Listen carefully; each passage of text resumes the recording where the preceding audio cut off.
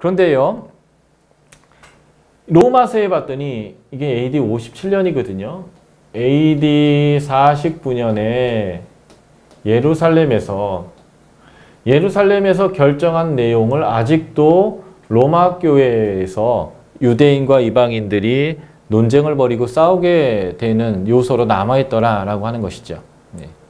초대교회 유대인들은 그 율법의 의무를 포기하는 것이 너무 어려웠던 것 같아요. 네. 자, 보실까요? 로마서 14장을 한번 펴주십시오. 로마서는 고린도에서 사도 바울이 AD 57년에 기록한 책인데요. 로마 교회의 소식을 들었더니 유대인과 기독교 공동체가 서로 싸우더라는 거죠. 유대인 그리스도인과 또 이방인 그리스도인들이 서로 싸우는데 그 싸우는 내용이 뭔지를 잘 보여주고 있는 것이 로마서 14장입니다. 자, 로마서 14장 5절 6절 제가 먼저 읽어드릴게요. 로마서 14장 5절 6절입니다.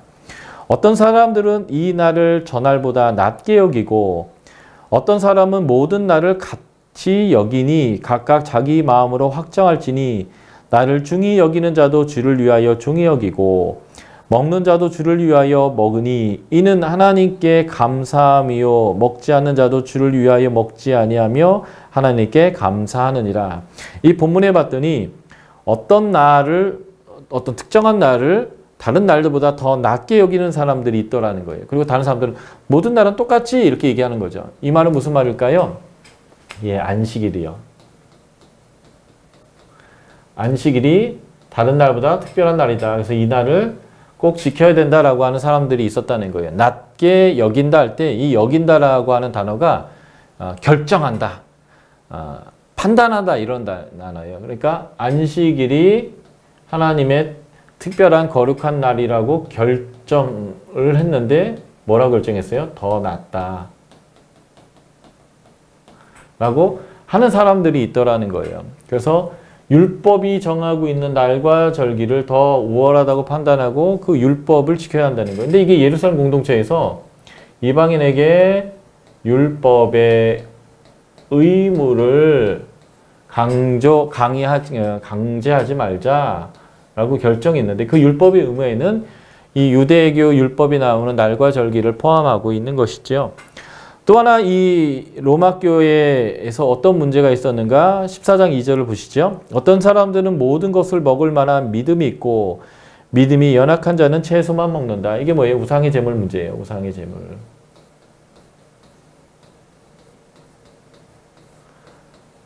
이방 지역에서 파는 모든 대부분의 고기는 우상에게 바쳤던 제물인데 그래서 이것을 못 먹는 사람이 있고 이것을 먹어도 문제가 되지 않는다라고 하는 믿음이 있는 사람들이 있더라고 하는 것이죠. 그래서 13절 이후부터 14장 13절 이후부터 이거에 대한 내용들이 계속 얘기하는 거예요. 13절이죠.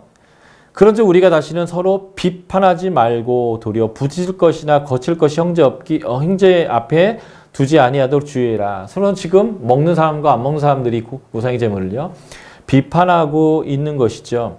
사도 바울은 이렇게 얘기합니다. 14절이요. 내가 주 예수 안에서 알고 확신하노니 무엇이든지 스스로 속된 것이 없다. 이것이 속된 게 아니라는 거죠.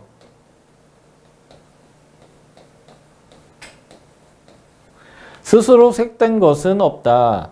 다만 속되게 여기는 사람에게 속된 거다. 20절 볼까요? 음식으로 말미암아 사람의 사업을 무너지게 하지 말라. 만물이 다 깨끗하다. 그러니까 이제 이 고기는 깨끗하다는 거예요. 고기는 깨끗하다. 그런데 유대인들은 그들이 1500년 동안 이런 고기들을 먹지 않았기 때문에 스스로 생각할 때 깨끗하지 않다.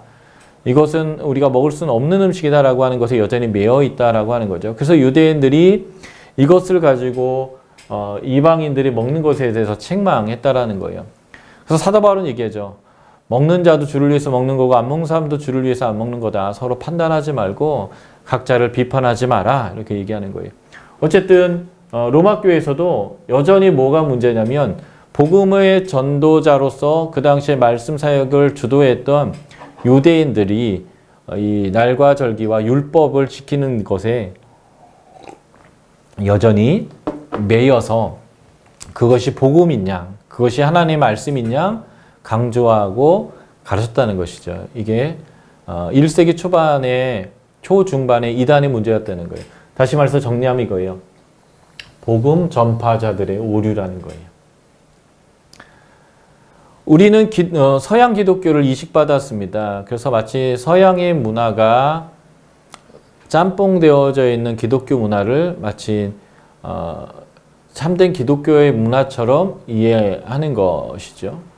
그것은 옳지 않다고 생각해요. 그런데 문제는 우리도 우리의 문화와 우리의 종교적 심성으로 만들어졌던 한국적 기독교를 복음을 전파하면서 아프리카에도 중앙아시아에도 남미에도 똑같이 그렇게 해야 된다라고 이제 한다고 한다면 이것은 이제 문제가 발생하는 거예요. 신앙 전통이요. 이것이 유대인들에게는 율법으로부터 나오는 신앙 전통이죠. 이런 신앙 전통과 복음의 진리가 정확하게 일치하는 게 아니라 이렇게 겹쳐 있단 말이에요. 왜 그러냐면 복음을 담는 그릇으로서의 그 신앙 전통이 있는 거거든요. 한국 교회는 주일날 몇 번 예배드려야 제대로 주일 성수한 신앙 전통이 있을까요? 예, 기본적으로 2번 드리죠. 그렇다면 주일날 2번 예배 드리는 것이 모든 나라, 모든 민족, 모든 신앙인에게 영원한 진리일까요? 2번 드리는 문제는 여기에 속한 거예요. 예. 2번 드리는 게 악한 건 아니지만 이것은 한국교회의 신앙 전통인 거죠. 기도를 할 때 하나님께 부르짖는 기도를 하는 사람들이 있고 깊은 관상의 기도를 하는 사람이 있습니다. 그런데 이러한 부르짖는 기도를 코리안 스타일 프레이어라고 이제 얘기하죠. 굉장히 영성 있는 기도예요. 그러나 부르짖는 기도가 모든 나라, 모든 민족의 모든 사람들이 해야만 하는 옳은 기도의 방법이라고 무조건 얘기할 수 있는 건 아니죠. 이 부르짖는 기도는 여기에도 속하고 여기도 속하는 거예요. 참 좋은 기도의 영성이지만 모든 사람들이 그렇게 부르짖는 기도만을 해야 하는 것은 아니겠죠. 그래서 신앙 전통과 복음의 진리가 복음을 전하는 자들의 오류에 의해서 충돌하게 되어지는 거죠. 그래서 하나님의 백성들이 복음을 따른다라고 하는 백성들이 본질에서 벗어나는 현상들이 발생할 수 있다는 거예요. 이것은 선교학적으로 굉장히 중요한 이야기고 실제 우리 안에서도 이런 일들이 있다라고 하는 것이죠. 예. 주일날 몇 시에 예배 드리는 것이 많은가? 주일 오후 예배가 좋은가? 저녁 예배가 좋은가? 또는 이런 코로나 시대 때에 오프라인 예배를 고수해야 되는가? 아니면 온라인 예배도 괜찮은가? 온라인 예배는 예배인가 아닌가? 이런 논쟁들은 사실은 우리의 신앙 전통의 입장에서 자꾸 복음의 내용들을 다루려고 하는 거예요. 복음의 핵심은요, 우리가 하나님과 친밀하게 지내는 거예요. 그 친밀하게 지내는 것 중에 하나가 제의적인 예배를 포함하죠. 그러나 제의적인 예배보다 더 중요한 것은 일상의 하루에 24시간을 내가 얼마나 하나님과 동행하고 의식하고 있으며 나의 삶으로 하나님과 동행하면서 하나님의 영광을 나타내고 있느냐의 문제예요. 그런 것들은 제대로 다루지 못하면서 어떤 특정한 시간대에, 특정한 요일에, 특정한 장소에서 어떤 절차를 가지고 드리는 예배를 해야 되냐 말아야 되냐의 문제를 가지고 신앙의 본질을 다루려고 이제 하는 것은 어떻게 보면 이러한 복음을 전파하는 사람들의 오류가 될 수 있다는 거죠. 예배 드릴 때에 본당에서 기타나 드럼, 베이스를 쓸 수 있느냐 없느냐, 예배 때에 사용할 수 있는 악기는 피아노만이다 또는 오르간만이다, 이런 내용들의 논쟁들도 다 그냥 신앙 전통에서 보여지는 내용인데요. 그것은 때로는 복음의 진리와 아무 관계없는 그런 내용과 연결되어 있다는 거예요. 그래서 예수 그리스도의 십자가의 사건을 통해서 은혜가 주어지고 그 은혜의 복음이 전파될 때에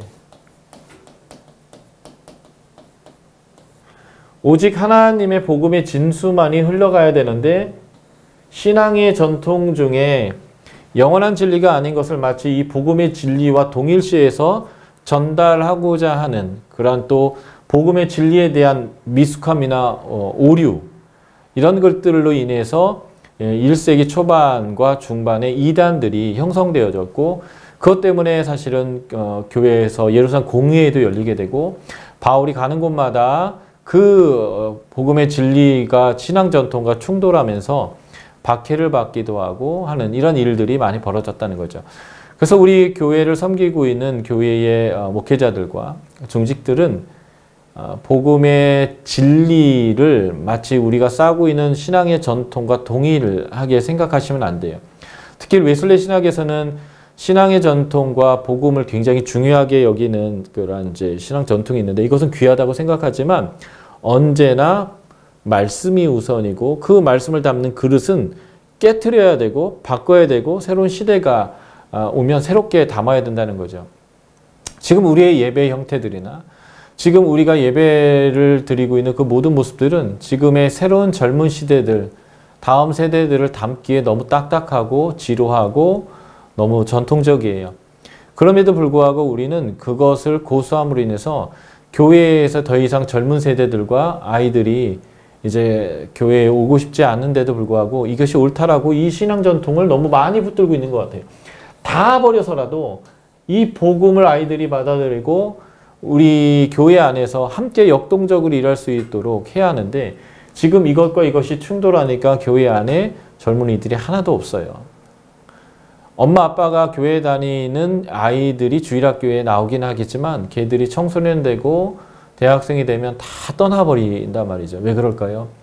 우리의 신앙 전통이 어떤 부분은 너무 귀하고 아름답고 여전히 유지돼야 되는 부분이 있지만 시대에 뒤떨어져 버렸고 그리고 하나님의 계시를 온전히 담지 못하는 그릇이 된다라는 거예요. 예수님 복음서에서 왜 이렇게 유대인들과 싸웠을까요? 그들의 신앙 전통은 분명히 하나님의 말씀으로부터 나온 것이지만 하나님이 보시기에도 벗어나 있는 요소들이 너무 많았다는 거예요. 그런데 하나님이 그 벗어났다고 얘기하는데도 절대 수용하지 않고 그 하나님을 죽여버리는 것이 종교의 무서움이다라는 거죠. 두려워하지 마시고 우리의 신앙 전통의 어떤 부분들은 과감하게 깨버려야 돼요. 그래야 복음의 전파가 일어날 수도 있고 새로운 세대들이 젊은 세대들이 하나님 나라의 백성으로 들어올 수도 있게 되어진다. 이것이 1세기 초중반에 초대교회 이단의 문제를 바라보면서 우리가 적용해야 될 아주 중요한 내용입니다. 복음 전파자들 얼마나 고생한 사람들이에요. 전대도 가지지 아니하고 직업과 가정과 그 모든 것을 포기하면서 땅끝까지 가려는 사람들인데 그들이 온전한 복음을 전하지 못해서 초대교회 이단들이 발생했다. 이거 참 안타까운 일들이 있죠. 예. 그래서 복음이 전파되지만 그 복음이 전파되는 곳에 하나님의 백성들이 본질에서 벗어난 교회들이 이루어지고 그들이 가는 곳마다 가정교회, 예, 교회를 어지럽히고 깨트리고 있고 복음을 훼손하고 있다라고 한다면 참 그들의 그 놀라운 헌신과 하나님을 향한 사랑의 모습에도 불구하고 오히려 그들이 열심히 없었으면 차라리 나을 뻔했다라고 하는 결론들이 나오는 이런 안타까움들이 이제 우리 지금 한국교회에 없도록 우리가 한번 고민하고 조합해서 저런 방법들을 찾아나갈 필요가 있겠다라고 생각합니다. 자, 1세기 말 부분에 이단들이 어떤 것이 있었는가 한번 살펴볼게요. 아까 1세기 초중반은 제가 30에서 70으로 봤는데 지금은 60에서 110으로 보는 거죠. 이게 겹쳐 있어요. 이렇게 딱 잘라서 말할 수 없기 때문에 그래요. 자, 60에서 100년 정도인 1세기 말에 중후반에 이단들은 어떤 모습이 있었을까요? 일단 그들의 이단들이 나오는 배경들을 보시면 이제 사도들의 복음 전파로 인해서 이방인들에게 복음이 이제 널리 전파됩니다. 이제 예수님이 오신 이후로 30년, 40년, 50년, 60년 흘러가면서 그렇죠. 그러면서 큰 변화가 일어났습니다. 초기 기독교인들은 유대인들이 메이저였어요. 그들이 다수였단 말이죠. 다수. 그리고 이방인들이 마이너, 소수였는데 이러한 복음 전파를 통해서 그것이 역전이 돼서 기독교인의 다수가 유대인에서 이방인으로 완전히 바뀌어버립니다. 이제 이방인들이 훨씬 더 다수가 된 기독교 공동체가 됐죠. 그런데 시간이 흐르다 보니까 어떤 일이 또 벌어지냐면 사도들이 이제 순교를 당하거나 나이가 들어서 이제 돌아가시기 시작하는 거죠. 그래서 전에는 이것이 예수님이 가르쳐 주신 내용이 이겁니까? 이겁니까? 라고 얘기할 때 사도들에게 가면 그들이 이게 주님이 하신 말이야 라고 그 옳은 것들을 이제 판단해 줄 수 있었는데 이제 사도들, 1차 증인들이 사라져가는 거죠. 그래서 예수 그리스도와 그분의 가르침의 보존이 이제 필요한 시기가 됩니다. 그래서 복음서들은 마가복음 같은 경우에도 64년 이후에 마태, 누가 같은 경우에도 70년, 80년에 요한복음 같은 경우는 80년 후반에 기록되는 거죠. 바로 이러한 복음서를 포함해서 신약의 아주 중요한 말씀들이 이 후반부에 이제 많이 기록되게 되는 상황들이 오게 되는 거죠. 한마디로 무엇이 참인가라는 것을 이제 판별하는데 사람이 아니라 그 기록들을 통해서 해야 되는 시기가 오기 시작한 거예요. 그리고 또 하나의 문제가 있었습니다. 예수님은 여기 섰는 자 중에 내가 다시 올 것을 볼 자가 있겠다라고 하시면서 곧 오신다 하셨다죠. 곧 오신다. 그래서 임박한 종말론 때문에 사도 바울은 결혼하는 것보다는 주를 위하여 결혼하는 게 낫다라고 하는 고린도전서 7장의 결혼에 대한 가르침까지 이제 나오게 된 배경이 되는 거죠. 이러한 임박한 종말론적 가르침이 있었는데 시간이 흐르면서 예수 그리스도의 부활이 지연되는 거예요. 그러면서 부활에 대한 오해가 발생하기 시작합니다. 그 내용들을 좀 이따 이제 본문을 통해서 살펴보겠습니다. 그리고 또 하나의 모습이 뭐냐면 복음은 히브리적 사고였어요. 다시 말해서 유대인들이 섬기고 있는 유대교로부터 복음이 나온 거잖아요. 그러니까 히브리적인 사고였는데 이 복음이 이제 이방인들에게 전파되면서 헬라적인 사고의 틀로 전환해서 복음을 전달했다는 거죠. 왜냐하면 받아들이는 사람이 알아듣도록 설명해야 되니까요. 그래서 코인의 헬라어라고 하는 그 당시에 세속 헬라어와 그리고 헬라적 세계관의 이란 그릇에 담겨서 복음이 전파되게 됐습니다. 그래서 신약 27권이 모두 헬라어로 되어 있죠.